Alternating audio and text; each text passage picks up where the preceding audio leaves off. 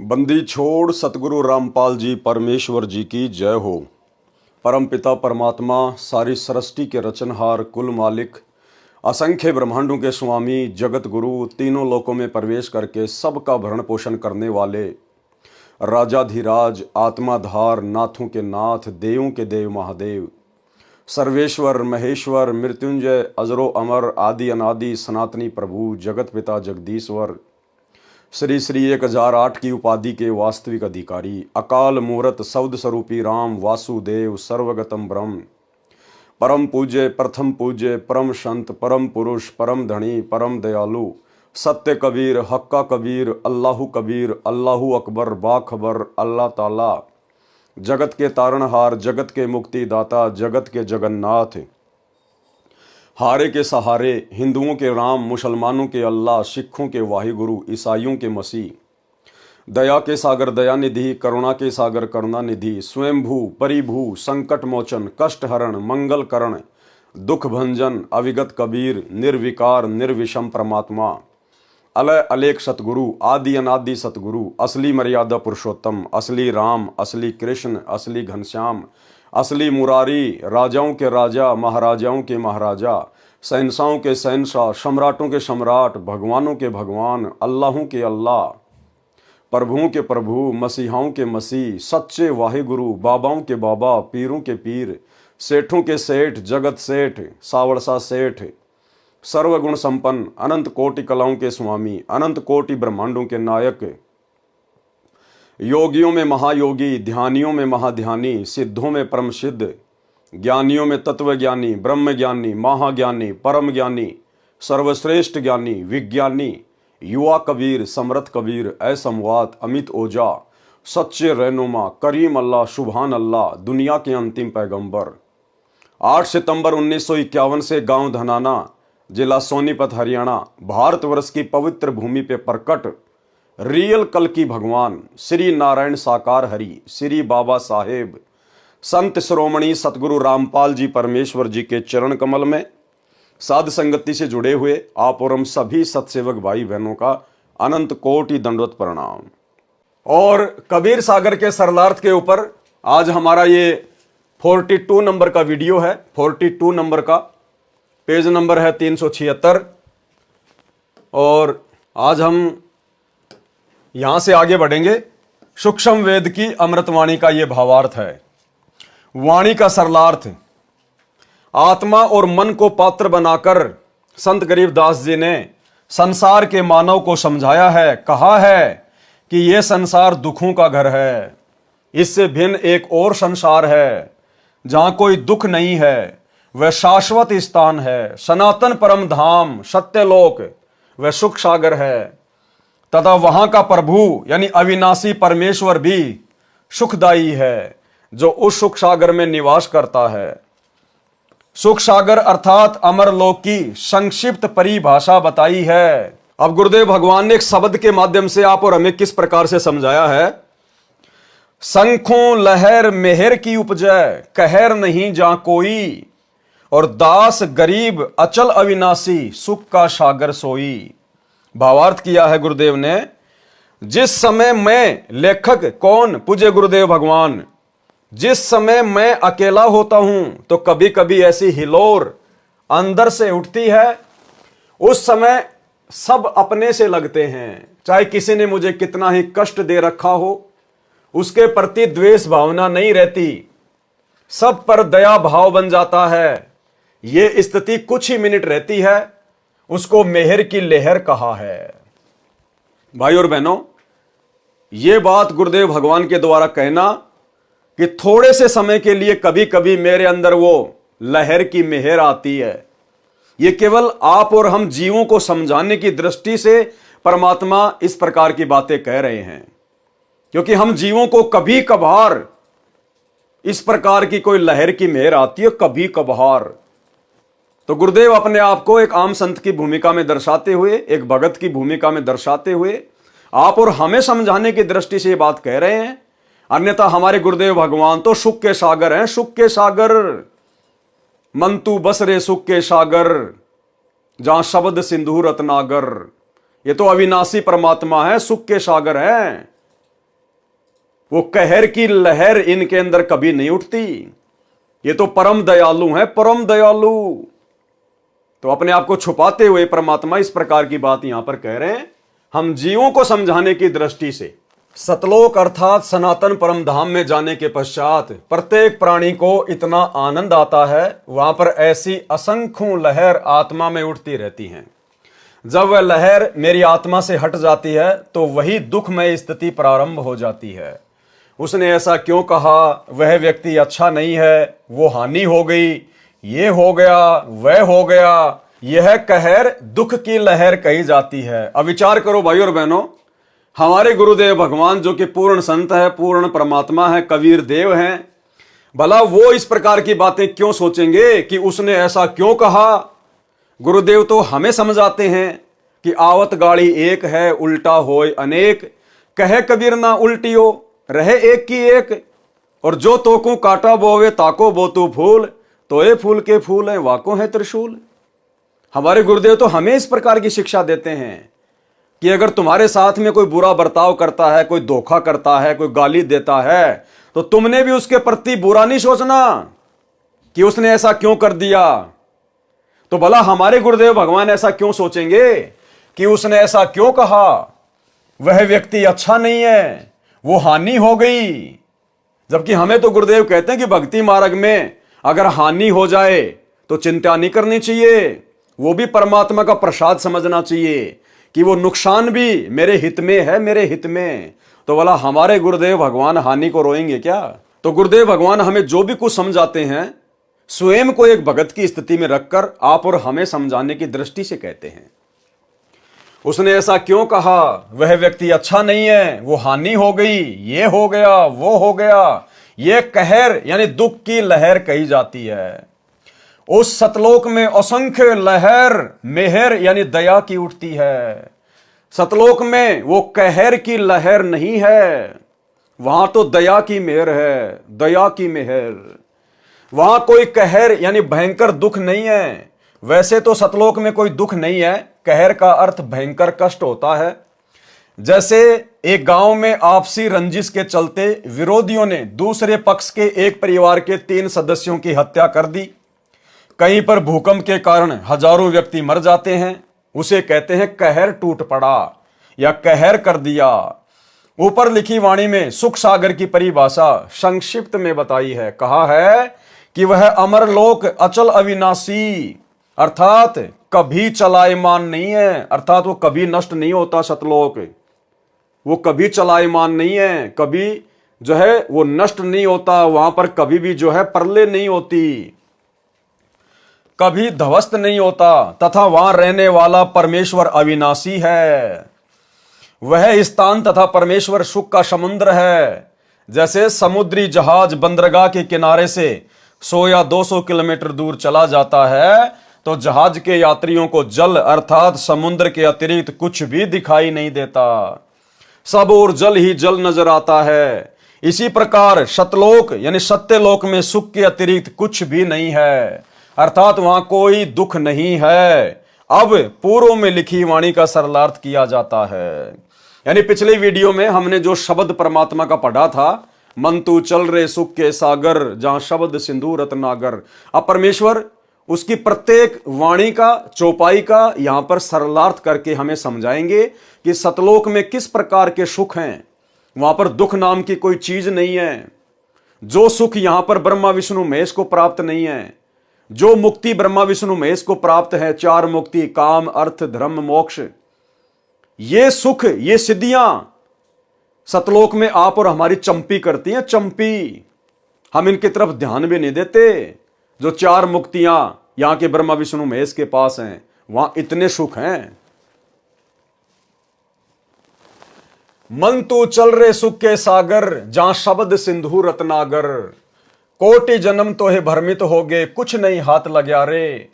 Cooker शुकर खरबैया बोरे कौआ हंस बुगारे। परमेश्वर कबीर जी ने अपनी अच्छी आत्मा संत गरीबदास जी को सूक्ष्म वेद समझाया। उसको संत गरीबदास जी गांव छुड़ानी जिला झज्जर हरियाणा प्रांत ने आत्मा तथा मन को पात्र बनाकर विश्व के मानव को काल ब्रह्म के लोक का कष्ट तथा सतलोक का सुख बताकर उस परम धाम में चलने के लिए सत्य साधना जो शास्त्रोक्त है करने की प्रेरणा की है। मन तू चल रे सुख के सागर, अर्थात हे मन तू सनातन परम धाम में चल।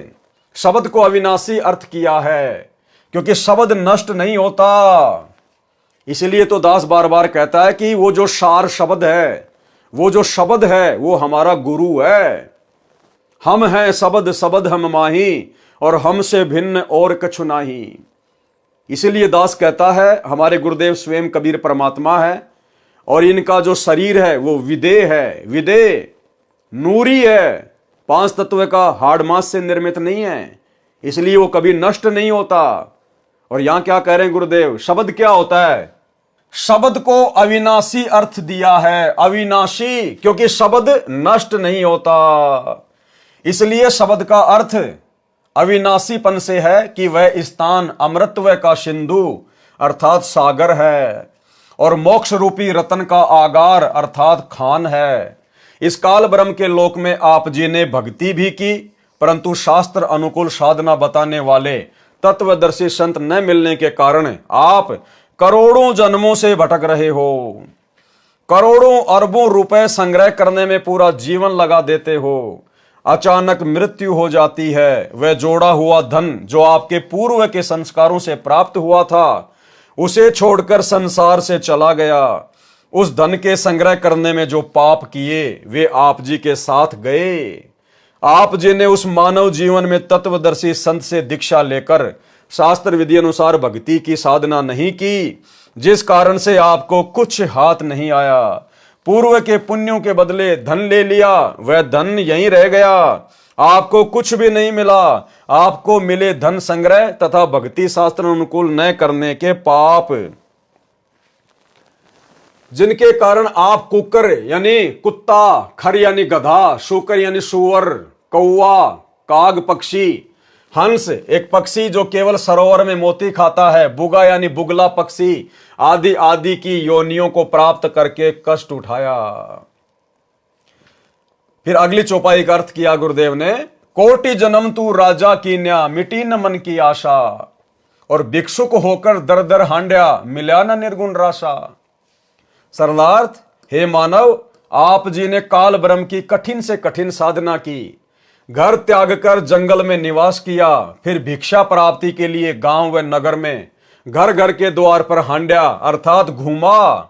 जंगल में साधनारत साधक निकट के गांव या शहर में जाता है, एक घर से भिक्षा पूरी नहीं मिलती तो अन्य घरों से भोजन लेकर जंगल में चला जाता है। कभी कभी तो साधक एक दिन भिक्षा मांग कर लाते हैं, उसी से 2-3 दिन निर्वाह करते हैं।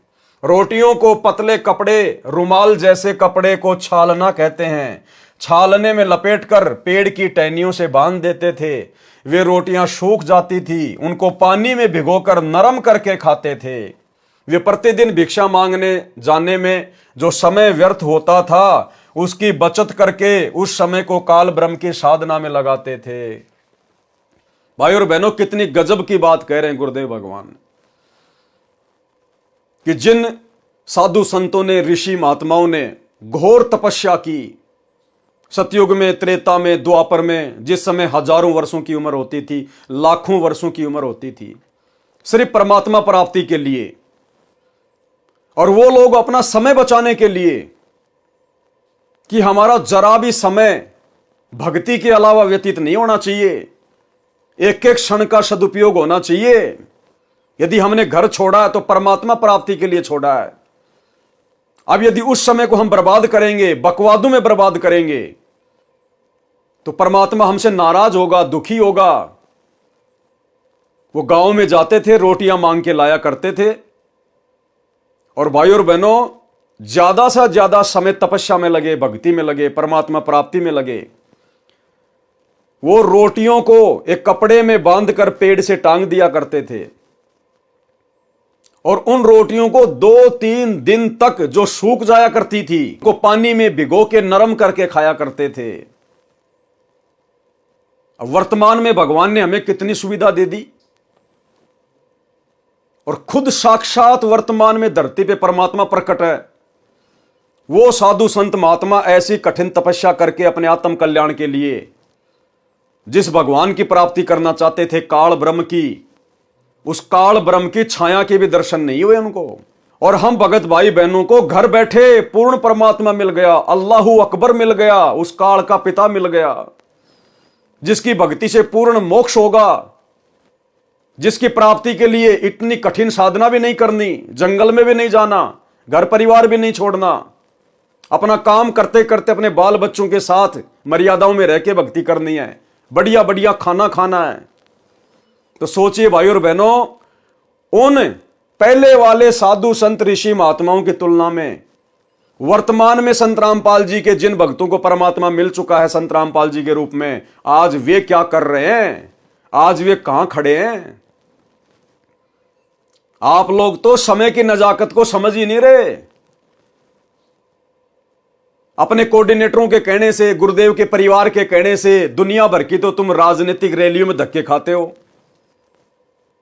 कभी नरेंद्र मोदी की गोहाना की रैली में, कभी नरेंद्र मोदी की भोपाल की रैली में, कभी कोई पीला पर्चा निकाल दिया कि वहां से वो व्यक्ति चुनाव लड़ रहा है, हमने उसको वोट डालना है, उसका समर्थन करना है। कभी आप लोगों को कहां पर धक्के खाने के लिए बैठा दिया जाता है, कभी जाट आरक्षण में, कभी गुंडों की सीबीआई जांच में। आज आप भाई बहन जो सतलोक आश्रमों से जुड़े हुए हैं, आपका स्टैंड कहां है? अरे कहां खड़े हो तुम? कैसे परमात्मा तुमसे प्रसन्न होगा? सोचो उन आत्माओं को जिन्होंने ऐसी घोर तपस्या की परमात्मा प्राप्ति के लिए, जिनको मार्ग भी सही नहीं मिला हुआ था, अपना एक सेकंड भी फालतू में बर्बाद नहीं करते थे। और तुम सत्संग के बहाने इन आश्रमों में जाते हो, दुनिया भर की रिश्तेदारियां जोड़ते हो, दुनिया भर का जो आडंबर इन आश्रमों में गुरुदेव के परिवार ने सेट कर रखा तुम्हारे मनोरंजन के लिए, जुलाहों का कुआं, वहां जाकर सेल्फियां लेते हो। मिट्टी की गाय, मिट्टी के बैल, उनको देखते हो। कबीर जी का झोपड़ा, मिट्टी का पहाड़, लहर तारा तालाब, दुनिया भर की रंगोलियां, मनोरंजन के लिए जाते हो, टाइम पास करते हो वहां जाके। परमात्मा कितना नाराज होगा, कल्पना भी नहीं कर सकते। समय की नजाकत को समझो। पूर्ण ब्रह्म परमात्मा काल का भी बाप धरती पे प्रकट है हमारे गुरुदेव भगवान के रूप में। अपना परम सौभाग्य समझो, जो बिन बुलाए मेहमान की तरह परमात्मा आ गया। आप और हमने कभी सपने में भी नहीं सोचा था इस भगवान और भक्ति के बारे में। इस भगवान ने आके हमारा हाथ पकड़ा है। अपनी नालायकी के चलते, अपनी अज्ञानता के चलते हाथ मत छुड़ाओ परमात्मा से। समय का सदुपयोग करो, ज्ञान को आधार बनाओ, साध संगति से जुड़े हुए भाई बहनों से शिक्षा लो। ड्रामेबाजी नहीं चलेगी। आने वाले समय में जिसकी मर्यादा होगी, जिसके पास भक्ति धन होगा, उसका बचाव होगा। रोटियों को पतले कपड़े, रुमाल जैसे कपड़े को छालना कहते हैं। छालने में लपेटकर पेड़ की टहनियों से बांध दिया करते थे। वे रोटियां सूख जाती थी, उनको पानी में भिगोकर नरम करके खाते थे। वे प्रतिदिन भिक्षा मांगने जाने में जो समय व्यर्थ होता था, उसकी बचत करके उस समय को काल ब्रह्म की साधना में लगाते थे। भावार्थ है कि जन्म मरण से छुटकारा पाने के लिए, अर्थात पूर्ण मोक्ष प्राप्ति के लिए वेदों में वर्णित विधि तथा लोक वेद से घोर तप करते थे। उनको तत्वदर्शी संत न मिलने के कारण निर्गुण रासा अर्थात गुप्त ज्ञान, जिसे तत्व ज्ञान कहते हैं, वह नहीं मिला। क्योंकि यजुर्वेद अध्याय 40 मंत्र 10 में तथा चारों वेदों का सारांश रूप श्रीमद् भगवत गीता अध्याय 4 श्लोक 32 तथा 34 में कहा है कि जो यज्ञों द्वारा अर्थात धार्मिक अनुष्ठानों का विस्तृत ज्ञान स्वयं सच्चिदानंद घन ब्रह्म अर्थात परम अक्षर ब्रह्म अपने मुख कमल से बोलकर सुनाता है, वह तत्व ज्ञान अर्थात सूक्ष्म वेद है। गीता ज्ञानदाता ब्रह्म ने कहा है कि उस तत्व ज्ञान को तू तत्व ज्ञानियों के पास जाकर समझ। उनको दंडवत प्रणाम करने से, नम्रता पूर्वक प्रश्न करने से, ये परमात्म तत्व को भली भांति जानने वाले तत्वदर्शी संत तुझे तत्व ज्ञान का उपदेश करेंगे। अब भाई और बहनों, ये परमात्म तत्व को भली भांति कौन जान सकता है? ना तो 21 ब्रह्मांड का स्वामी ये काल जान सकता, ना 7 संख ब्रह्मांड का स्वामी अक्षर पुरुष जान सकता। इन दोनों भगवानों को भी कंप्लीट परमात्म तत्व नहीं है, पूर्ण तत्व ज्ञान नहीं है, तो भला संत रामपाल जी के पास कैसे आ गया? इसका मतलब सतगुरु रामपाल जी जो परमात्म ज्ञान से, तत्व ज्ञान से भली भांति परिचित हैं, वे कोई 21 ब्रह्मांड के सामान्य प्राणी नहीं है आप और हमारी तरह।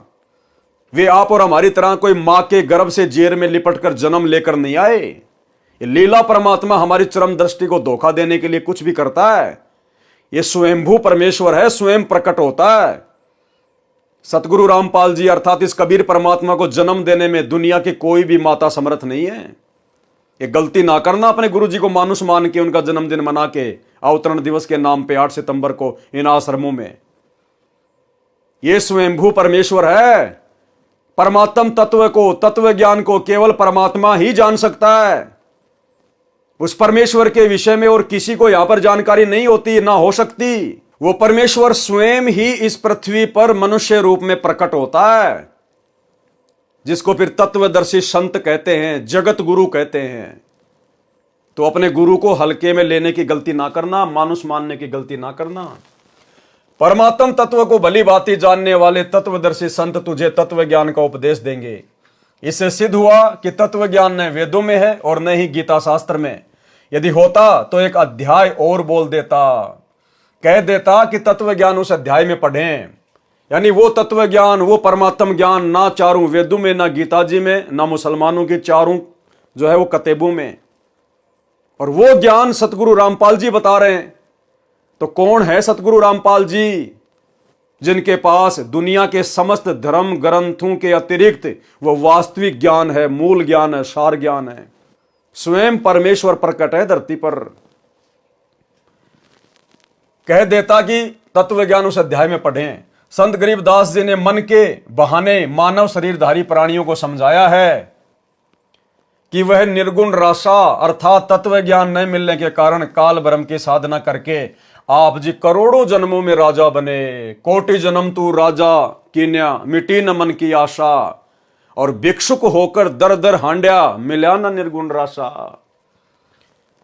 वह निर्गुण रासा अर्थात तत्व ज्ञान न मिलने के कारण काल ब्रह्म की साधना करके आप जी करोड़ों जन्मों में राजा बने, फिर भी मन की इच्छा समाप्त नहीं हुई। क्योंकि राजा सोचता है कि स्वर्ग में सुख है, यहां राज में कोई सुख चैन नहीं है, शांति नहीं है।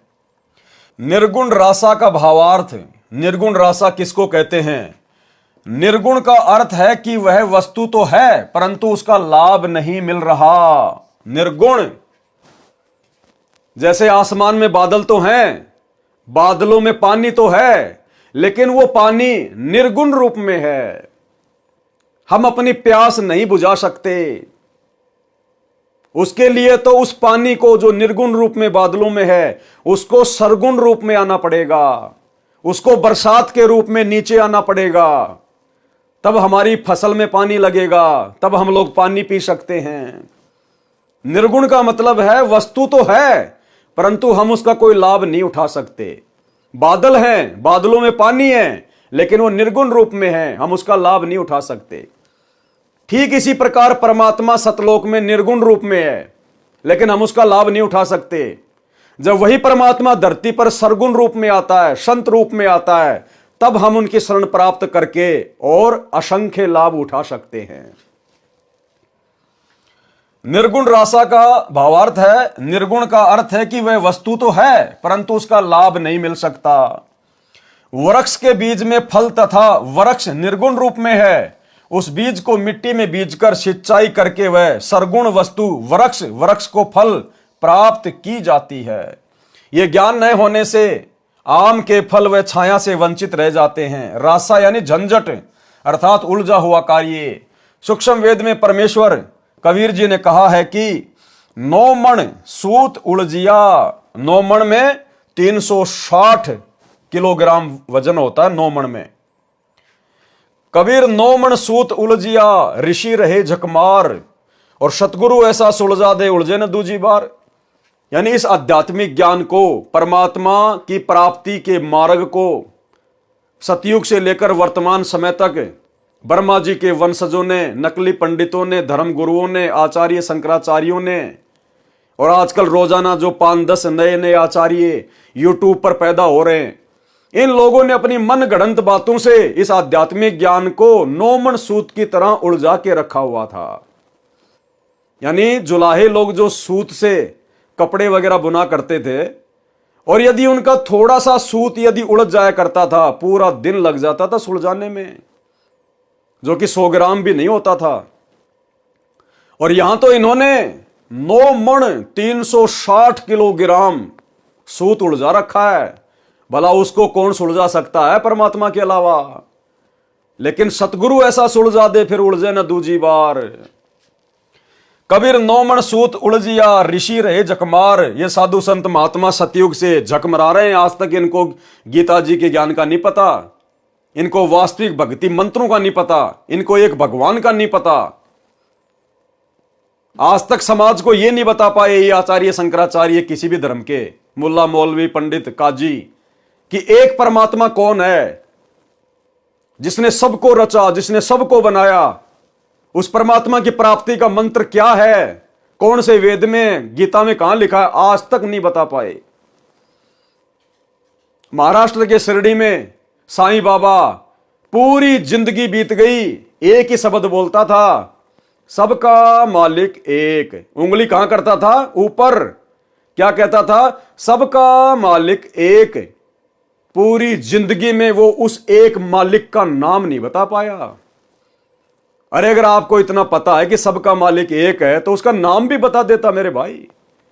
वो कैसे मिलेगा वो भी बता देता, लेकिन नहीं बता पाया उसका नाम। आज वो नाम स्वयं उस सबके मालिक ने आकर ही बताया। वो सबका मालिक कबीर देव है, वेद जिसकी चीख चीख कर महिमा गा रहे हैं। आज वो कबीर देव स्वयं धरती पर 8 सितंबर 1951 से गांव धनाना, जिला सोनीपत, हरियाणा, भारतवर्ष की पावन भूमि पर सतगुरु रामपाल जी के रूप में प्रकट है। यूट्यूब पर जाकर सत्संग सुनना शुरू कीजिए, लाभ उठा लीजिए। अन्यथा ये जन्म निकलते ही, ये मनुष्य शरीर छूटते ही गधे, कुत्ते, सुअर, चाहे कोई राजा है चाहे कोई प्रजा है। कबीर 9 मण सूत उलझिया ऋषि रहे झकमार। सतगुरु ऐसा सुलझा दे उलझे न दूजी बार। सरलार्थ, परमेश्वर कबीर जी ने कहा है कि अध्यात्म ज्ञान रूपी 9 मण सूत उलझा हुआ है। 1 किलोग्राम उलझे हुए सूत को सीधा करने में 1 दिन से भी अधिक जुलाहों का समय लग जाता था। यदि सुलझाते समय धागा टूट जाता तो कपड़े में गांठ लग जाती। गांठ गठीले कपड़े को कोई मोल नहीं लेता था। इसलिए परमेश्वर कबीर जुलाहे ने जुलाहों का सटीक उदाहरण बताकर समझाया है कि अधिक उलझे हुए सूत को कोई नहीं सुलझाता था। अध्यात्म ज्ञान उसी 9 मण उलझे हुए सूत के समान है, जिसको सतगुरु अर्थात तत्वदर्शी संत ऐसा सुलझा देगा जो पुनः नहीं उलझेगा। बिना सुलझे अध्यात्म ज्ञान के आधार से, अर्थात लोक वेद के अनुसार साधना करके स्वर्ग नरक 84 लाख प्रकार के प्राणियों के जीवन, पृथ्वी पर किसी टुकड़े का राज्य, स्वर्ग का राज्य प्राप्त किया, पुनः फिर जन्म मरण के चक्कर में गिरकर कष्ट पर कष्ट उठाया। परंतु काल ब्रह्म की वेदों में वर्णित विधि अनुसार साधना करने से वह परम शांति तथा सनातन परम धाम प्राप्त नहीं हुआ, जो गीता अध्याय 18 श्लोक 62 में कहा है। और न ही परमेश्वर का वह परम पद प्राप्त हुआ, जहां जाने के पश्चात भगत लौटकर संसार में कभी नहीं आते, जो गीता अध्याय 15 श्लोक 4 में कहा है। काल ब्रह्म की साधना से निम्न लाभ होता रहता है। क्या काल की साधना से क्या लाभ होता है? इंद्र कुबेर ईश की पदवी, ब्रह्मा वरुण धर्मराया, विष्णुनाथ के लोक में जाकर तू बहुर वापस आया, अपूठा आया। सरलार्थ, काल ब्रह्म की साधना करके साधक इंद्र का पद भी प्राप्त करता है। इंद्र स्वर्ग के राजा का पद है। इसको देवराज अर्थात देवताओं का राजा तथा सुरपति भी कहते हैं। यह सिंचाई विभाग अर्थात वर्षा मंत्रालय भी अपने अधीन रखता है। प्रश्न, इंद्र की पदवी कैसे प्राप्त होती है, यानी इंद्र का राज्य कैसे प्राप्त किया जाता है, जैसे प्रधानमंत्री का पद कैसे प्राप्त किया जाता है, क्या क्या योग्यता होनी चाहिए जिस आधार से वो प्रधानमंत्री का चुनाव लड़ सके, तो ऐसे ही देवताओं का राजा इंद्र बनने की भी एक प्रोसीजर है। क्या है उत्तर? अधिक तप करने से या 100 मण 4000 किलोग्राम गाय या भैंस के घी का प्रयोग करके धर्म यज्ञ करने से एक धर्म यज्ञ संपन्न होती है। ऐसी ऐसी 100 यज्ञ जो सफल कर लेता है। ध्यान से पढ़ना, या तो अधिक तप करने से या 100 मण यानी 4000 किलोग्राम गाय या भैंस के घी का प्रयोग करके धर्म यज्ञ करने से एक धर्म यज्ञ संपन्न होती है। ऐसी ऐसी 100 धर्म यज्ञ निर्विघ्न यानी बिना किसी बाधा के करने से इंद्र की पदवी साधक प्राप्त करता है। तप या यज्ञ के दौरान यज्ञ या तप की मर्यादा भंग हो जाती है तो नए सिरे से यज्ञ तथा तप करना पड़ता है।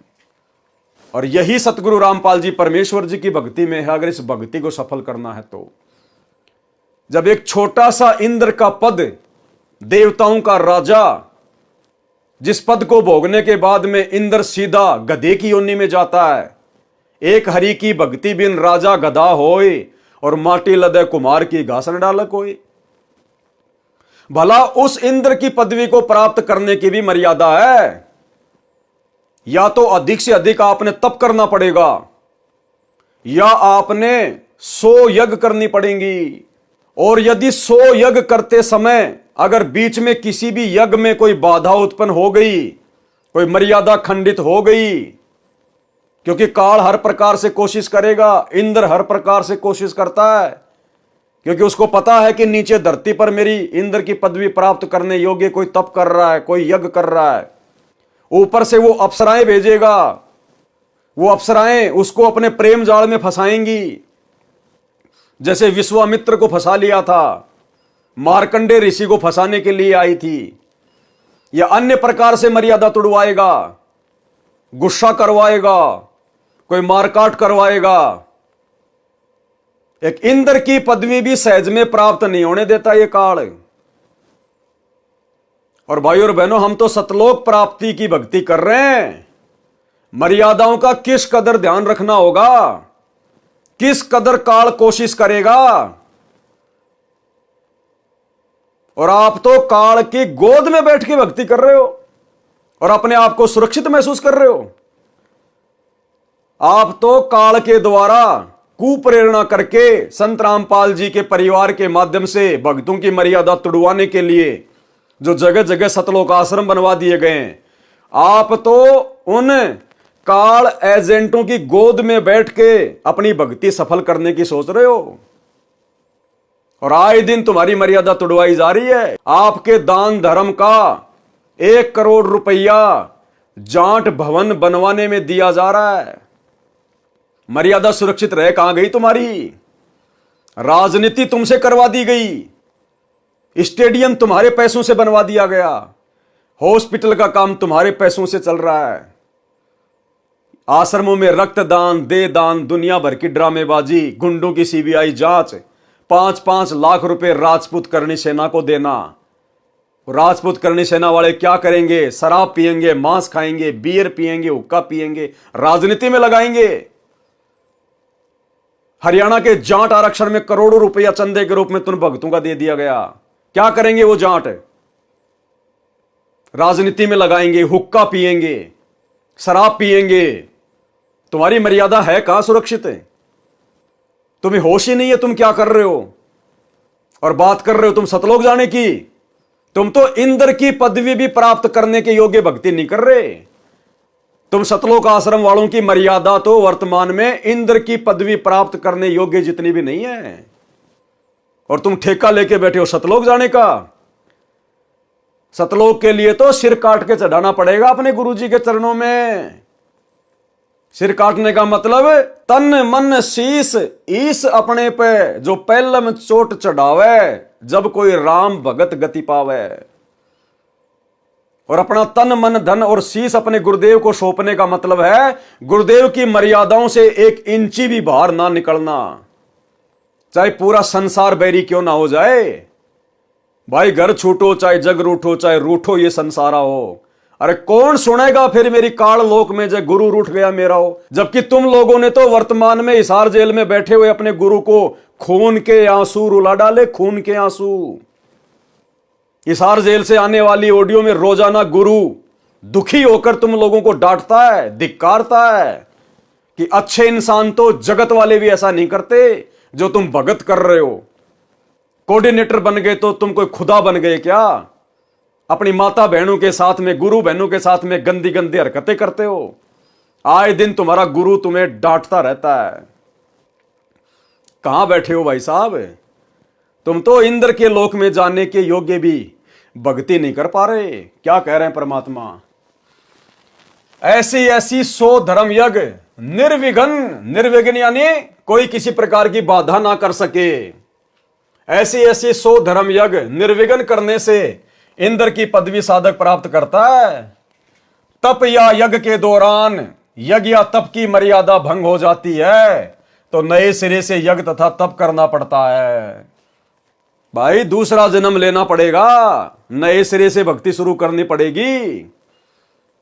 अब तुम लोग अपनी मर्यादाओं को इतना फाड़ चुके हो कि गुरुदेव भगवान के द्वारा टाके भी नहीं लगाए जा सकते। अर्थात तुम नाम भी इतनी बार शुद्ध करवा चुके हो कि अब तो शुद्धिकरण का ऑप्शन भी समाप्त हो चुका है।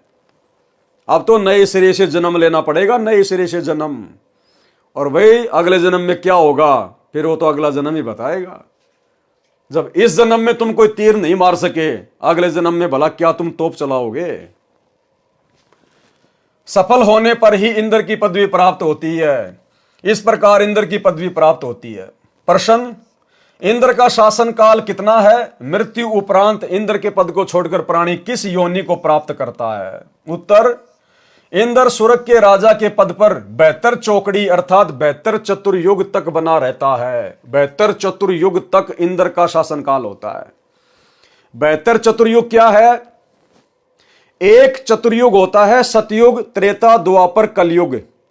इन चारों युगों को मिलाकर एक चतुर्युग कहा जाता है। और एक चतुर्युग की आयु होती है 43,20,000 वर्ष। यानी सतयुग की शुरुआत से लेकर कलयुग के अंत तक चारों युगों का एक चतुर्युग का जो समय होता है वो होता है 43,20,000 वर्ष। ऐसे ऐसे 72 चतुर्युग तक इंद्र शासन करता है, शासन। और जब उसका शासनकाल पूरा हो जाता है या बीच में कोई दूसरा व्यक्ति इंद्र की गद्दी प्राप्त करने योग्य कोई तप कर लेता है, कोई यज्ञ कर लेता है, तो उस इंद्र को बीच में भी हटा दिया जाता है। इतने समय तक वो शासन करता है। इंद्र स्वर्ग के राजा के पद पर 72 चौकड़ी अर्थात 72 चतुर्युग तक बना रहता है। एक चतुर्युग में सतयुग, त्रेता, द्वापर तथा कलयुग का समय होता है, जो 17,28,000 यानी सतयुग का जो समय होता है वो होता है 17,28,000 का। 12,96,000 वर्ष का समय होता है त्रेता युग का। और 8,64,000 वर्ष का समय होता है द्वापर युग का। और 4,32,000 वर्ष का समय होता है कलयुग का। क्रमशः सतयुग, त्रेता, द्वापर, कलयुग का समय अर्थात 43,20,000 वर्ष का समय एक चतुर्युग में होता है। ऐसे ऐसे बने 72 चतुर्युग तक वह साधक इंद्र के पद पर स्वर्ग के राजा का सुख भोगता है। एक कल्प अर्थात ब्रह्मा जी के एक दिन में जो 1008 चतुर्युग का होता है। अब ब्रह्मा जी का तो एक दिन ही 1008 चतुर्युग का होता है। 14 जीव इंद्र के पद पर रहकर अपना किया पुण्य कर्म भोगते हैं। यानी ब्रह्मा जी के एक दिन में 14 इंद्र अपना शासन काल पूरा करके मर जाते हैं। 14 जीव इंद्र के पद पर रहकर अपना किया पुण्य कर्म भोगते हैं। इंद्र के पद को भोगकर वे प्राणी गधे का जीवन प्राप्त करते हैं। इंद्र की, देवताओं के राजा की, जिसकी पूजा की जाती है, जिसकी महिमा की जाती है, सुरपति, वो जब अपना शासनकाल पूरा कर लेता है तो सीधा गधे की योनि में आता है धरती पर, कुम्हार के नीचे। फिर असहनीय कष्ट भोगता है, जितना सुख प्राप्त किया उससे कहीं ज्यादा फिर दुख भोगेगा यहां पर। इसलिए परमात्मा कहते हैं इंद्र का राज कागदाभिष्टा, कि भक्तों के लिए, जिनको तत्वदर्शी संत मिल गया, जिनको शतलोक का ज्ञान मिल गया, उन भक्तों के लिए तो इंद्र का राज्य भी ऐसा होना चाहिए जैसे कौवे की बीट थूक कर चलना चाहिए, नहीं चाहिए। कथा मार्कंडे ऋषि तथा अप्सरा का संवाद। एक समय बंगाल की खाड़ी में मार्कंडे ऋषि तप कर रहा था। इंद्र के पद पर विराजमान को यह शर्त होती है कि तेरे शासन काल में 72 चौगड़ी युग के दौरान यदि पृथ्वी पर कोई व्यक्ति इंद्र का पद प्राप्त करने योग्य तप या धर्म यज्ञ कर लेता है और उसकी क्रिया में कोई बाधा नहीं आती है तो उस साधक को इंद्र का पद दे दिया जाता है और वर्तमान इंद्र से वह पद छीन लिया जाता है। इसलिए जहां तक संभव होता है इंद्र अपने शासन काल में किसी साधक या तप का धर्म यज्ञ पूर्ण नहीं होने देता, उसकी साधना में भंग करा देता है, चाहे कुछ भी करना पड़े। अब भाई और बहनों, वर्तमान में इंद्र को टेंशन हो रही है जबरदस्त तरीके से, क्योंकि इंद्र को इस बात का तो पता है नहीं कि आप और हम भगत भाई बहन शतलोक के लिए भक्ति कर रहे हैं। इंद्र के पद की तरफ तो हम थूकते भी नहीं, पीठ करके भी नहीं सोते। लेकिन इंद्र को थोड़ी इस बात का पता है। आप और हमें गुरुदेव भगवान ने जो भक्ति दे रखी है, जो 5 यज्ञ दे रखे हैं, इंद्र की गद्दी प्राप्त करने के लिए जो 100 यज्ञ करनी पड़ती है ना, उतने यज्ञ तो हम एक दिन में कर लेते हैं। एक दिन में हमें गुरुदेव ने 5 यज्ञ दे रखी है। एक यज्ञ ज्ञान की, यदि हम रोजाना 1 घंटा भी बैठकर ध्यान से सत्संग सुनते हैं, हमारी एक यज्ञ पूरी हो जाती है। आप और हम मात्र 1 घंटे अगर ध्यान से बैठकर सत्संग सुनते हैं, मर्यादा में रहकर, हमारी एक यज्ञ पूर्ण हो जाती है। दूसरी यज्ञ ध्यान की, यानी सत्संग को ध्यान से सुनना, मंत्रों को ध्यान से करना, आरती को मन लगा के करना, ध्यान से करना, वो होती है ध्यान यज्ञ। अपनी मर्यादाओं का ध्यान रखना, ध्यान यज्ञ, वो हमारा दूसरा यज्ञ हो गया। तीसरी यज्ञ हवन की। हम अपने घर पर प्रतिदिन गाय या भैंस के देसी घी से खड़ी बत्ती वाला दीपक जलाते हैं। रोजाना हमारा एक हवन यज्ञ बन रहा है। चौथी यज्ञ है दंडवत करना, प्रणाम यज्ञ। हम अपने गुरुदेव को दिन में कितनी बार दंडवत करते हैं? हर बार हमें एक यज्ञ का लाभ मिलता है, लेकिन मिलेगा किसको? हर किसी को नहीं मिलेगा कि नाम ले लिया, गुरु जी को दंडवत कर रहे हैं, यज्ञ हो गई। नहीं, आपको बार बार समझाया जाता है कि दंडवत यज्ञ का लाभ कैसे मिलेगा। जिस समय आप अपने गुरु को ही अपना इष्ट मानकर और शरीर के 8 अंगों सहित दंडवत प्रणाम करोगे। नित्य नियम में पढ़ते हो ना रोजाना, अष्ट अंग से दंडवत प्रणामा, संध्या प्रात करे निष्कामा। ये 8 अंग कौन कौन से हैं जो पृथ्वी से स्पर्श होना चाहिए? उसके बाद गुरु को ही अपना इष्ट मानना है। आपके गुरु के अलावा यदि आपके घर में किसी और की फोटो मिल गई, गरीबदास जी की, दादा गुरु जी की, पंडित चिदानंद जी की, दाढ़ी मूछ वाले नकली कबीर की, तो आपकी दंडवत, आपका हवन यज्ञ, आपका ज्ञान यज्ञ, आपका ध्यान यज्ञ कभी कंप्लीट नहीं हो सकता। आपने यदि अपने गुरु के रहते सहते अगर जून के महीने में दाढ़ी मूछ वाले नकली कबीर का कबीर प्रगट दिवस मना लिया, किसी आश्रम में जाके मना लिया, आपका कोई भी यज्ञ, 5 यज्ञ में कोई भी यज्ञ आपका सफल नहीं हो सकता। इसकी कंप्लीट जानकारी साथ संगति के वीडियो देखते रहिए, आपको मिल जाएगी। अनेकों बार वीडियो बनाकर आप लोगों को समझाया गया है। तो इस प्रकार के यज्ञ आप और हम भाई बहन रोज कर रहे हैं, रोज। तो इंद्र को ऊपर टेंशन हो रही है, उसका सिंहासन डोल जाता है, क्योंकि अब सतगुरु रामपाल जी की संगत में केवल उनके साथ संगति से जुड़े हुए भगत ही अपनी 5 यज्ञ को निर्विघ्न रूप से रोजाना सफल कर रहे हैं। वास्तव में यदि संत रामपाल जी की संगत में किसी की यज्ञ सफल हो रही है तो केवल सत्सेवकों की, क्योंकि पूरी टर्म एंड कंडीशन के साथ में यदि कोई भक्ति कर रहा है, पांचों यज्ञ कर रहा है, तो संत रामपाल जी के भगत साथ संगति से जुड़े हुए। तो इंद्र का जो सिंहासन है वो बुरी तरह से डोल रहा है, बुरी तरह से उसके समझ में नहीं आ रहा। अब वो तोड़ने का प्रयास करेगा। फिर जब उसको पता चलेगा साहब ऐसे ऐसे संत रामपाल जी के भगत हैं और वो लोग साहब ये धार्मिक यज्ञ कर रहे हैं, तो इंद्र घबराया हुआ है। अब घबराया हुआ इंद्र क्या करेगा? मर्यादा तोड़वाएगा। किनकी? जिनके ऊपर गुरु का पूरा आशीर्वाद नहीं है। गुरु का पूरा आशीर्वाद किनके ऊपर नहीं होगा? जो गुरु को अपना इष्ट नहीं मानते, जो गुरु की मर्यादाओं में नहीं रहते, गंदी राजनीति भी करते रहते हैं, राजनेताओं की रैलियों में धक्के खाते रहते हैं, कोई पीला पर्चा निकाल दे वैसा ही कर लेते हैं,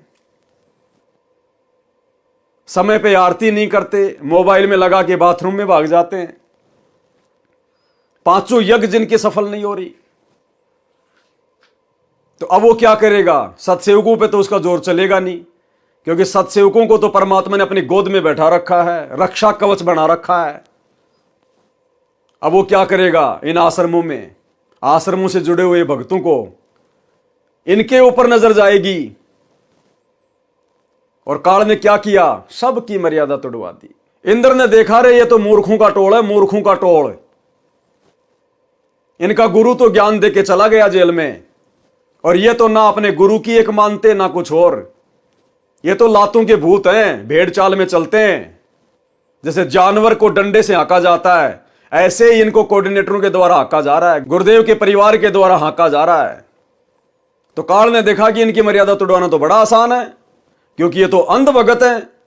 ये अपने गुरुदेव के ज्ञान का तो इस्तेमाल करते ही नहीं, अपना बुद्धि विवेक तो लगाते नहीं। तो काल ने पकड़ा उन लोगों को जिन लोगों के ऊपर संगत अंधविश्वास करती है।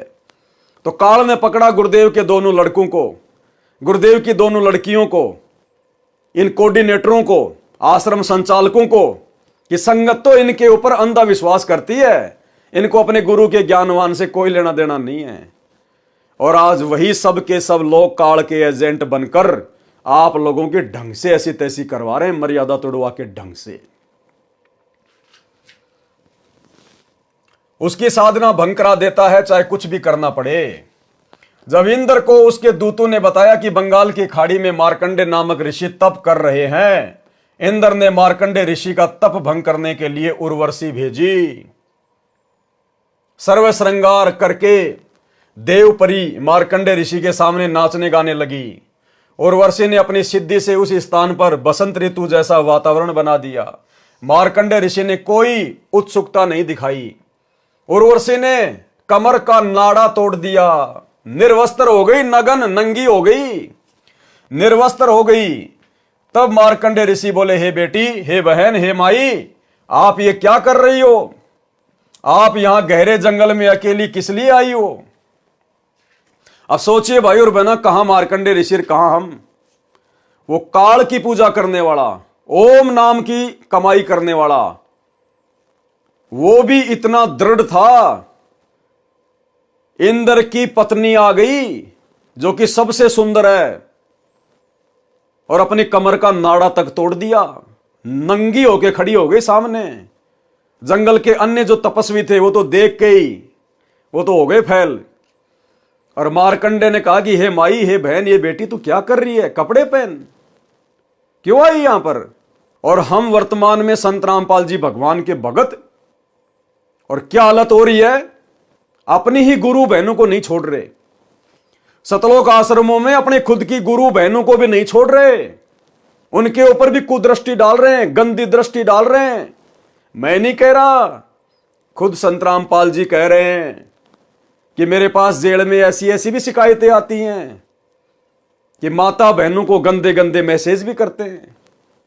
अब जो गंदे गंदे मैसेज करेगा वो और क्या क्या गंदे गंदे काम करता होगा। और गुरुदेव कह रहे हैं ऐसे दुष्ट ना तो कोऑर्डिनेटर के लायक है और ना भगत कहलाने के लायक है। सुन लो अपने गुरुदेव के मुकम्मल से।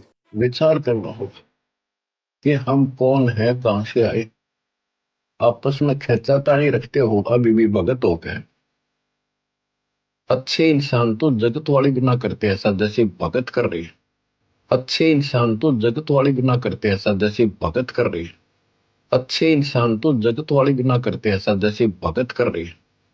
किसी को छोटी सी सेवा दे देते, कोऑर्डिनेटर बना दिया, उन्होंने सोचा मैं खुदा बन गया। और कितना शिक्षा तो करे। मजदूर बनो सीखो, मजदूर। और कई देखा है कि कोऑर्डिनेटर या जिसकी जो भी व्यवस्था लगाई जाती है, तो व्यवहार भी ठीक नहीं करते, धमकान लग जाते, कुरकान लग जाते। और कुछ ऐसी भी शिकायतें आई हैं जो बहन बेटियों के साथ गलत मैसेज भी डालते हैं। तो वो दुष्ट लोग ना तो कोऑर्डिनेटर के योग्य है ना वो भगत के योग्य। और कुछ ऐसी भी शिकायतें आई हैं जो बहन बेटियों के साथ गलत मैसेज भी डालते हैं। तो वो दुष्ट लोग ना तो कोऑर्डिनेटर के योग्य है ना वो भगत के योग्य। और कुछ ऐसी भी शिकायतें आई हैं जो बहन बेटियों के साथ गलत मैसेज भी डालते हैं। तो वो दुष्ट लोग ना तो कोऑर्डिनेटर के योग्य है ना वो भगत के योग्य। तो ऐसा तो संगत माई कुसंगत उपजेगी। और ऐसी कुसंगत होगी फिर हम रखेंगे नहीं उसको खेत में। किसान उस कुबाड़ को पाड़ कर खेत के बाहर फेंक देता है, तो उसको आप मिशन से निकाल दिया जाया करेगा। सुधर जाओ, एक के नहीं सुनी जाया करती कि सामूहिक शिक्षा दी जाती है, अमल कर लो इन पे। कर्म बतेरे फोड़ लिए, इस ज्ञान का असर क्या हुआ? थोड़ा सा सुख होते हो फिर पक्के एजेंट काल के बन जाते हैं, बकवाद वही करनी, भगवान से दूर हो जाएगा। थोड़ा सा सुख होते हो फिर पक्के एजेंट काल के बन जाते हैं, बकवाद वही करनी, भगवान से दूर हो जाएगा। थोड़ा सा सुख होते हो फिर पक्के एजेंट काल के बन जाते हैं, बकवाद वही करनी, भगवान से दूर हो जाएगा। तो भाइयों और बहनों, कहां तो मार्कंडे ऋषि और कहां हमारे सतलोक आश्रमों से जुड़े हुए सतगुरु रामपाल जी के तत्वज्ञानी भगत, ये कोऑर्डिनेटर। यानी गुरु को सार्वजनिक तौर पर सत्संग में यह बात बोलनी पड़ रही है कि आश्रमों में किस कदर गंदगी फैली हुई है, किस कदर काल ने अपनी गंदगी फैला रखी है। आप यहां गहरे जंगल में अकेली किस लिए आई? उर्वशी ने कहा कि ऋषि जी, मेरे रूप को देखकर इस अरण्य खंड यानी बनखंड के सर्व साधक यानी भगत अपना संतुलन खो गए, परंतु आप डगमग नहीं हुए। न जाने आपकी समाधि कहां थी। कृपया आप मेरे साथ इंद्रलोक में चलो, नहीं तो मुझे सजा मिलेगी कि तू हार कर आ गई। मार्कंडे ऋषि ने कहा कि मेरी समाधि ब्रह्मलोक में गई थी, जहां पर मैं उन उर्वशियों का नाच देख रहा था जो इतनी सुंदर हैं कि तेरे जैसी तो उनकी साथ साथ बांदियां अर्थात नौकरानियां हैं। इसलिए मैं तेरे को क्या देखता, तेरे पर क्या आसक्त होता। यदि तेरे से कोई सुंदर हो तो उसे ले आ। तब देवपरी ने कहा कि इंद्र की पटरानी अर्थात मुख्य पत्नी मैं ही हूं, मुझसे सुंदर स्वर्ग में कोई औरत नहीं है। तब मार्कंडे ऋषि ने पूछा कि इंद्र की मृत्यु होगी तब तू क्या करेगी? उर्वशी ने उत्तर दिया कि मैं 14 इंद्र भोगूंगी, यानी मैं 14 इंद्रों की पत्नी बनी रहूंगी। इंद्र मर गया फिर दूसरा इंद्र आएगा, लेकिन उनकी जो पत्नी है वही आत्मा बनी रहेगी जब तक 14 इंद्र अपना शासन भोग के नहीं जालेंगे। इतनी लंबी आयु है इंद्र की औरत की। भावार्थ है कि श्री ब्रह्मा जी के एक दिन में 1008 चतुर्युग होते हैं, जिसमें 72 चतुर्युग का शासनकाल पूरा करके 14 इंद्र मृत्यु को प्राप्त होते हैं। इंद्र की रानी वाली आत्मा ने किसी मानव जन्म में इतने अत्यधिक पुण्य किए थे जिस कारण से वह 14 इंद्रों की पटरानी बनकर स्वर्ग सुख तथा पुरुष सुख को भोगेगी। मार्कंडे ऋषि ने कहा कि वे 14 इंद्र भी मरेंगे तब तू क्या करेगी? उर्वशी ने कहा कि फिर मैं मृत्यु लोक में गधी बनाई जाऊंगी और जितने इंद्र मेरे पति होंगे वे भी पृथ्वी पर गधे की योनि प्राप्त करेंगे। मार्कंडे ऋषि बोले कि फिर मुझे ऐसे लोक में क्यों ले जा रही थी जिसका राजा गधा बनेगा और रानी गधी की योनि प्राप्त करेगी? उर्वशी बोली कि अपनी इज्जत रखने के लिए, नहीं तो वे कहेंगे कि तू हार कर आ गई। मार्कंडे ऋषि ने कहा कि गधियों की कैसी इज्जत है, तू वर्तमान में भी गधी है, क्योंकि तू 14 खत्म करेगी और मृत्यु उपरांत तू स्वयं स्वीकार कर रही है कि मैं गधी बनूंगी। मार्कंडे पुराण में साफ साफ लिखा हुआ, साफ साफ। विधान अनुसार अपना इंद्र का राज्य मार्कंडे ऋषि को देने के लिए वहीं पर इंद्र आ गया। अब इंद्र ने देखा भाई मार्कंडे ऋषि तो सफल हो गया, तेरी जो इंद्राणी है वो तो हार गई, अब उसको राज्य देना पड़ेगा।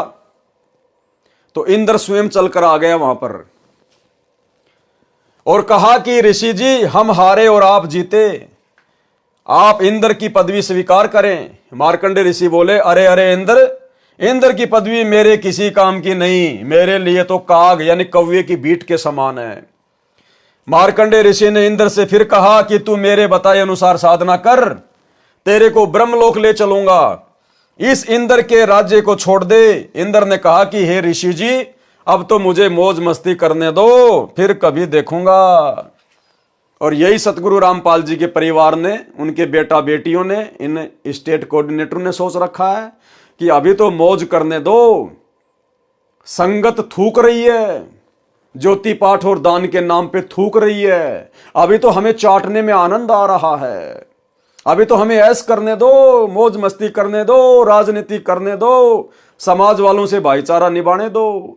संगत थूक रही है, हम चाट रहे हैं, आनंद आ रहा है। पाठक जनों विचार करो, इंद्र को पता है कि मृत्यु के उपरांत गधे का जीवन मिलेगा, फिर भी उस क्षणिक सुख को त्यागना नहीं चाहता। कहा कि फिर कभी देखूंगा। फिर कब देखेगा? गधा बनने के पश्चात तो कुमार देखेगा कितना वजन गधे की कमर पर रखना है, कहां से डंडा मारना है। ठीक इसी प्रकार इस पृथ्वी पर कोई छोटे से टुकड़े का प्रधानमंत्री, मंत्री, मुख्यमंत्री या राज्य में मंत्री बना है या किसी पद पर सरकारी अधिकारी या कर्मचारी बना है या धनी है, उसको कहा जाता है कि आप भक्ति करो नहीं तो गधे बनोगे। वे या तो नाराज हो जाते हैं कि क्यों बनेंगे गधे, फिर से मत कहना। कुछ सभ्य होते हैं, वे कहते हैं कि किसने देखा है गधे बनते हैं। फिर उसको बताया जाता है कि सब संत तथा ग्रंथ बताते हैं, तो अधिकतर कहते हैं कि देखा जाएगा। उनसे निवेदन है कि मृत्यु के पश्चात गधा बनने के बाद आप क्या देखोगे? फिर तो कुमार देखेगा कि आप जी के साथ कैसा बर्ताव करना है। देखना है तो वर्तमान में देख। ठीक इसी प्रकार हम साथ संगति से जुड़े हुए भाई बहनों का, सतलोक आश्रमों से जुड़े हुए हमारे गुरु भाई बहनों से प्रार्थना है, विनती है, समय रहते आंखें खोल लो। तुम्हारी आंखों के सामने जो दुष्ट कर्म, जो घटिया कर्म, मर्यादा विरुद्ध कर्म, गुरुदेव के सत्संगों के विरुद्ध मनमाना आचरण इन सतलोक आश्रमों में तुमसे करवाया जा रहा है, गुरुदेव का परिवार कर रहा है तुम्हारे दान धर्म पर। समय रहते सुधर जाओ, आंखें खोल लो, साथ संगति से जुड़ जाओ, अन्यथा बाद में फिर भाई कुमार देखेगा। कुमार देखना है तो वर्तमान में देख, बुराई छोड़कर शास्त्र अनुकूल साधना करो, जो वर्तमान में विश्व में केवल मेरे पास, लेखक रामपाल दास के पास है। आओ ग्रहण करो और अपने जीव का कल्याण कराओ। ऊपर लिखी वाणी नंबर 3 में बताया है कि इंद्र, कुबेर तथा ईश की पदवी प्राप्त करने वाले तथा ब्रह्मा जी का पद, वरुण, धर्मराय का पद प्राप्त करके तथा विष्णु जी के लोक को प्राप्त, देव पद प्राप्त भी वापस जन्म मरण के चक्कर में रहता है। इंद्र, कुबेर, ईश की पदवी, ब्रह्मा, वरुण, धर्मराया और विष्णु लोक के पुर को जाकर तू फिर भी वापस आया। इतना सब कुछ सुख भोग कर भी जो काल तक की साधना करते हैं या मर्यादा तोड़कर पूर्ण संत की साधना करते हैं, उनको ये सुख मिलेंगे। इंद्र का पद भी मिलेगा, विष्णु का पद भी मिलेगा, धर्मराय का पद भी मिलेगा, लेकिन वापस फिर गधा भी बनना पड़ेगा। गधा। स्वर्ग लोक में 33 करोड़ देव पद हैं, जैसे भारतवर्ष की संसद में 540 सांसदों के पद हैं। व्यक्ति बदलते रहते हैं, उन्हीं सांसदों में से प्रधानमंत्री तथा अन्य केंद्रीय मंत्री आदि बनते हैं। इसी प्रकार उन 33 करोड़ देवताओं में से ही कुबेर का पद अर्थात धन के देवता का पद प्राप्त होता है, जैसे वित्त मंत्री होता है। ईश की पदवी का अर्थ है प्रभु पद, जो कुल 3 माने गए हैं, श्री ब्रह्मा जी, श्री विष्णु जी तथा श्री शिव जी। वरुण देव जल का देवता है। धर्मराय मुख्य न्यायाधीश है, जो सब जीवों के कर्मों का फल देता है, उसे धर्मराज भी कहते हैं। ये सर्व काल ब्रह्म की साधना करके पद प्राप्त करते हैं। पुण्य समाप्त होने के पश्चात पद से मुक्त होकर पशु पक्षियों आदि की 84 लाख प्रकार की योनियों में चले जाते हैं। फिर नए ब्रह्मा जी, नए विष्णु जी तथा नए शिव जी इन पदों पर विराजमान होते हैं। उपरोक्त सर्व देवता जन्मते मरते हैं, ये अविनाशी नहीं है। इनकी स्थिति आप जी को सृष्टि रचना अध्याय में इसी पुस्तक में स्पष्ट होगी कि ये कितने भगवान हैं, कितने प्रभु हैं, किसके पुत्र हैं तथा कौन इनकी माता जी है। अन्य प्रमाण श्री देवी पुराण सचित्र मोटा टाइप केवल हिंदी, गीता प्रेस गोरखपुर से प्रकाशित के तीसरे स्कंद में पेज नंबर 123 पर लिखा है कि तुम शुद्ध स्वरूपा हो, यानी विष्णु जी अपनी माता दुर्गा से प्रार्थना कर रहे हैं कि तुम शुद्ध स्वरूपा हो, ये सारा संसार आप ही से उद्भासित हो रहा है। मैं यानी विष्णु, ब्रह्मा और शंकर आपकी कृपा से विद्यमान है। हमारा तो आविर्भाव यानी जन्म तथा तिरोभाव अर्थात मृत्यु हुआ करता है, यानी हम तो जन्मते और मरते हैं। आप प्रकृति देवी हैं। शंकर भगवान बोले कि हे देवी, यदि विष्णु के पश्चात उत्पन्न होने वाले ब्रह्मा आपसे उत्पन्न हुए तो क्या मैं तमोगुणी लीला करने वाला शंकर क्या आपकी संतान नहीं हुआ? अर्थात मुझे भी उत्पन्न करने वाले तुम ही हो। हम तो केवल नियमित कार्य ही कर सकते हैं, यानी जैसा आप हमें आदेशित करती हो हम तो केवल वही कर सकते हैं। अर्थात जिसके भाग्य में जो लिखा है हम वही प्रदान कर सकते हैं, न अत्यधिक कर सकते हैं न कम कर सकते हैं। पाठक जनों, इस श्री देवी पुराण के उल्लेख से स्पष्ट हुआ कि श्री ब्रह्मा जी, श्री विष्णु जी तथा श्री शंकर जी नासवान हैं। इनकी माता जी का नाम श्री देवी दुर्गा है। अधिक जानकारी आप सृष्टि रचना अध्याय से ग्रहण करेंगे जो इसी पुस्तक में लिखी है। ये प्रधान देवता हैं, अन्य इनके निम्न स्तर के देव हैं। ये सर्व जन्मते मरते हैं। अविनाशी राम यानी अविनाशी परमात्मा ये नहीं है। श्रीमद् भगवद गीता अध्याय 10 श्लोक 2 में लिखा है कि गीता ज्ञानदाता काल ब्रह्म ने कहा है कि मेरी उत्पत्ति को न तो देवता जानते हैं न ही महर्षि जन जानते, क्योंकि इन सब का आदि कारण मैं ही हूं, अर्थात ये सर्व मेरे से उत्पन्न है। गीता अध्याय 14 श्लोक 3 में गीता ज्ञानदाता ने कहा कि हे अर्जुन, मेरी प्रकृति अर्थात दुर्गा तो गर्भ धारण करती है, मैं उसके गर्भ में बीज स्थापित करता हूं, यानी पति पत्नी व्यवहार करता हूं, जिससे सर्व प्राणियों की उत्पत्ति होती है। गीता अध्याय 14 श्लोक 4 में गीता ज्ञानदाता ने कहा कि हे अर्जुन, नाना प्रकार की सब योनियों में जितने शरीरधारी मूर्तियां उत्पन्न होती हैं, प्रकृति यानी दुर्गा तो उन सबकी गर्भ धारण करने वाली माता है। अहम ब्रह्म यानी मैं ब्रह्म यानी काल बीज स्थापित करने वाला पिता हूं। गीता अध्याय 14 श्लोक 5 गीता ज्ञानदाता ने स्पष्ट किया है कि हे अर्जुन, सत्व गुण श्री विष्णु जी, रजगुण श्री ब्रह्मा जी तथा तमगुण श्री शिव जी, ये प्रकृति अर्थात दुर्गा देवी से उत्पन्न तीनों देवता अर्थात तीनों गुण अविनाशी जीव आत्मा को कर्मों के अनुसार शरीर में बांधते हैं। उपरोक्त परमाणु से स्पष्ट हुआ कि उपरोक्त देवता नाशवान हैं तथा काल ब्रह्म के पुत्र हैं। प्रसंग चल रहा है कि वाणी संख्या 3 का सरलार्थ इंद्र कुबेर ईश अर्थात ब्रह्मा विष्णु शिव तक को प्राप्त करके तथा वरुण धर्मराय की पदवी तथा श्री विष्णुनाथ के लोक को प्राप्त करके भी जन्म मरण के चक्कर में रहते हैं। मार्कंडे ऋषि जी ब्रह्म साधना कर रहे थे, यानी काल की साधना कर रहे थे, उसी को सर्वोत्तम मान रहे थे। इसलिए इंद्र को कह रहे थे कि आजा, तेरे को ब्रह्म साधना का ज्ञान कराऊं।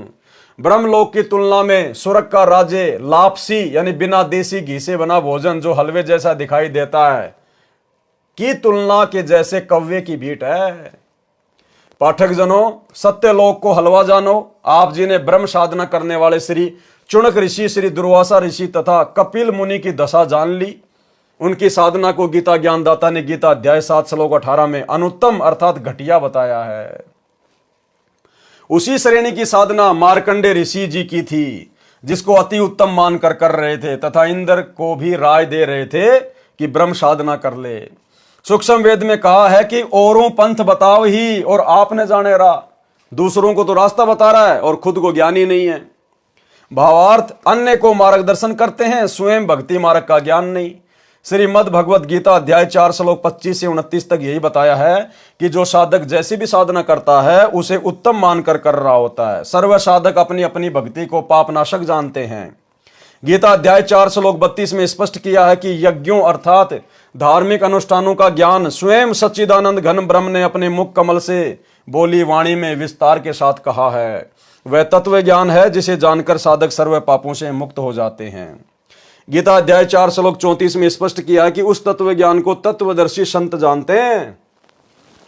उनको दंडवत प्रणाम करने से, नम्रता पूर्वक प्रसन्न करने से वे तत्व ज्ञान को जानने वाले ज्ञानी महात्मा तुझे तत्व ज्ञान का उपदेश करेंगे। और भाई वो तत्वदर्शी संत, वो ज्ञानी महात्मा वर्तमान में धरती पर सतगुरु रामपाल जी के रूप में प्रकट है।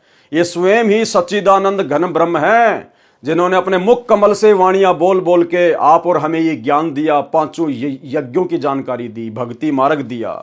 ये स्वयं सच्चिदानंद घन ब्रह्म है, स्वयं अविनाशी परमात्मा है, सर्व सृष्टि के मालिक हैं। वह तत्व ज्ञान जिसे ऊपर की वाणी में निर्गुण रासा कहा है, नहीं मिलने से सर्व साधक जन्म मरण के चक्कर में रहे। मार्कंडे ऋषि ब्रह्म साधना कर रहा था। श्रीमद् भगवद गीता अध्याय 8 श्लोक 16 में कहा है कि ब्रह्म लोक में गए साधक भी पुनरावर्ती अर्थात बार बार जन्म मरण के चक्कर में रहते हैं। यानी 21 ब्रह्मांड की सर्वोत्तम साधना है काल साधना, ब्रह्म साधना। गीता अध्याय 8 श्लोक नंबर 13 में उस काल का मंत्र है, ओम इति एक अक्षरम ब्रह्म व्यवहारण माम अनुशमरण ये प्रयाति तजम देयम सयाति परमाम गतम। ओम नाम की साधना करके और घोर तप करके साधक कहां जाता है? ब्रह्मलोक में, जो 21 ब्रह्मांड की सर्वश्रेष्ठ उपलब्धि है, यानी 7 स्टार होटल। उस ब्रह्मलोक में जाने के बाद भी जब तक उसकी भक्ति कमाई है, वो तप की कमाई है, ओम नाम की कमाई है, तब तक वो मौज करेगा। फिर उसके बाद वो नीचे 84 लाख योनियों में गधे कुत्ते के शरीरों में डाला जाएगा। तो ये तो यहां के काल की, ब्रह्मा विष्णु महेश के पिताजी की, दुर्गा के पति की, जो 21 ब्रह्मांड का नकली भगवान है, ये उसकी साधना का परिणाम है। तो बताइए फिर साधक क्या करेगा? औरों की साधना करके हम कैसे अविनाशी हो सकते हैं? हम कैसे सुख सागर में जा सकते हैं? तो केवल एकमात्र सतगुरु रामपाल जी की भक्ति, तत्वदर्शी संत सतगुरु रामपाल जी, जो कि स्वयं कबीर परमात्मा है। कबीर परमात्मा स्वयं ही तत्वदर्शी संत की भूमिका निभाते हैं। जगत गुरु संत रामपाल जी, जगत गुरु की भूमिका केवल परमात्मा निभाता है कबीर जी। जाति हमारी जगत गुरु, परमेश्वर है पंत, गरीबदास लिखित पड़े मेरा नाम निरंजन कंत। जगत गुरु जो पूरे संसार को ज्ञान दे, पूरे जगत को ज्ञान दे। और भाई पूरे जगत का ज्ञान, पूरी सृष्टि का ज्ञान केवल परमेश्वर को हो सकता, किसी और को नहीं। तो संत रामपाल जी स्वयं वो परमेश्वर हैं, जगत गुरु हैं। इनकी भक्ति से सदा सदा के लिए हमारा जन्म मरण समाप्त होगा। वाणी संख्या 4, असंख्य जन्म तो हे मर्त्या होंगे, जीवित क्यों न मरे रे। और 12 मध्य महल मठ बोरे, बहुर न दे धरे रे। सरलार्थ, हे मानव तू अनंत बार जन्म और मर चुका है, सत्य साधना कर तथा जीवित मर। जीवित मरने का तात्पर्य है कि भगत को ज्ञान हो जाता है कि इस संसार की प्रत्येक वस्तु अस्थायी है। यह शरीर भी स्थायी नहीं है, जन्म मृत्यु का बखेड़ा भी भयंकर है। इस संसार में दुख के अतिरिक्त कुछ नहीं है। मानव शरीर प्राप्त करके मोक्ष प्राप्त नहीं किया तो पशु जैसा जीवन जिया। जैसे गीता अध्याय 7 श्लोक 29 में कहा है कि जो साधक केवल जरा तथा यानी मृत्यु तथा बुढ़ापे के कष्ट तथा मरण के दुख से ही मुक्ति के लिए जो साधना रत है, वे तत्ब्रह्म को तथा संपूर्ण अध्यात्म को तथा कर्मों को जानते हैं। इसी प्रकार तत्व ज्ञान होने के पश्चात मानव को अनावश्यक वस्तुओं की इच्छा नहीं होती। तंबाकू, शराब, मांस सेवन नहीं करता। नाच गाना मूर्खों का काम लगता है। जैसा भोजन मिल जाए उसी में संतुष्ट रहता है।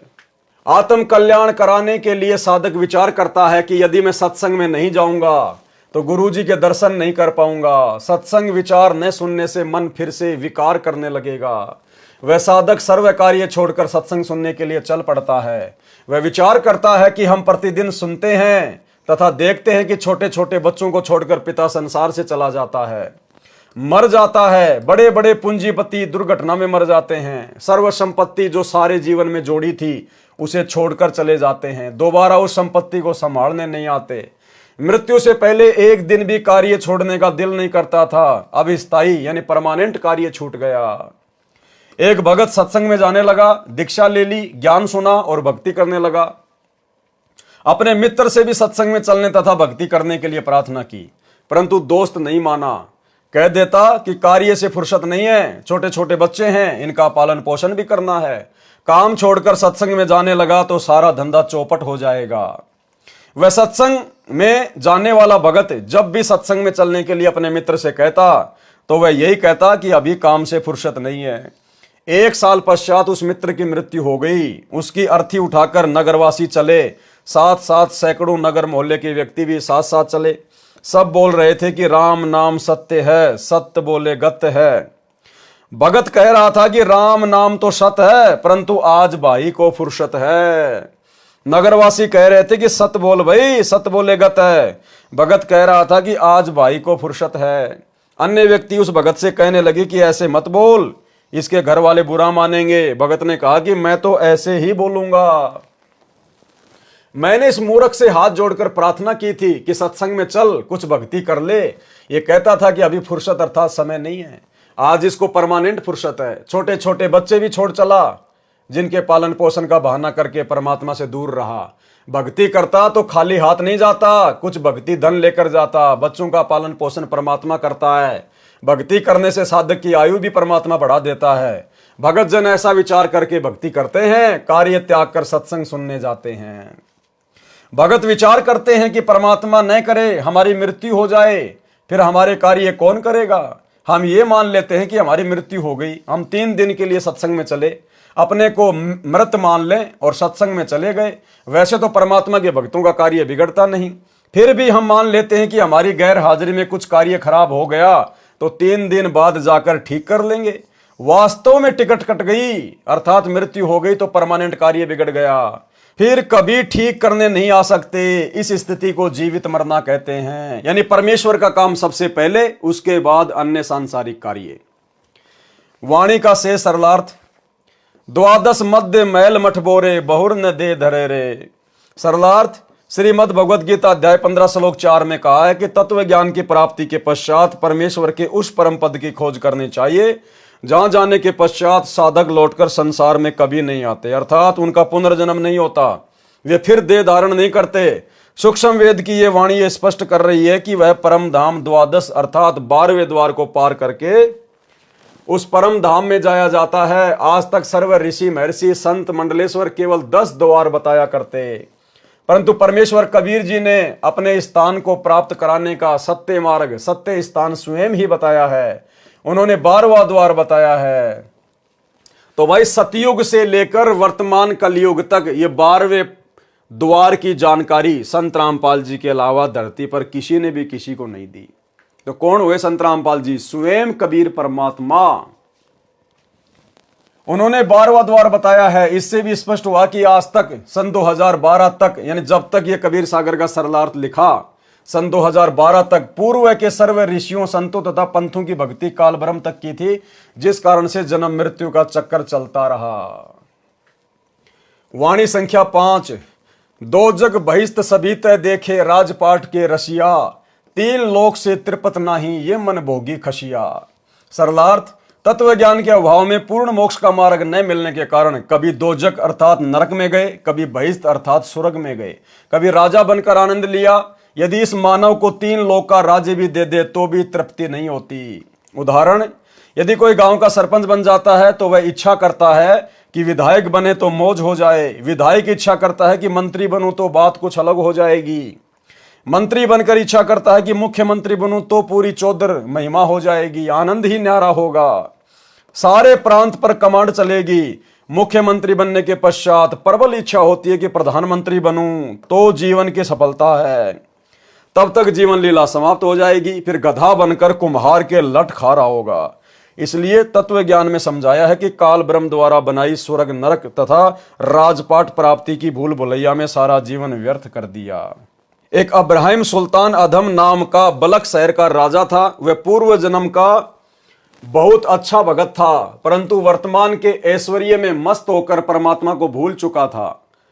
राज के ठाट में तथा महलों में आनंद मान बैठा था। एक दिन परमात्मा कबीर जी सतलोक से आकर एक यात्री का रूप बनाकर राजा के महल में गए तथा कहा कि सराय वाले, एक कमरा किराए पर दे, पैसे बता, रात्रि बितानी है। राजा ने कहा, हे भोले यात्री, आपको ये सराय दिखाई देती है?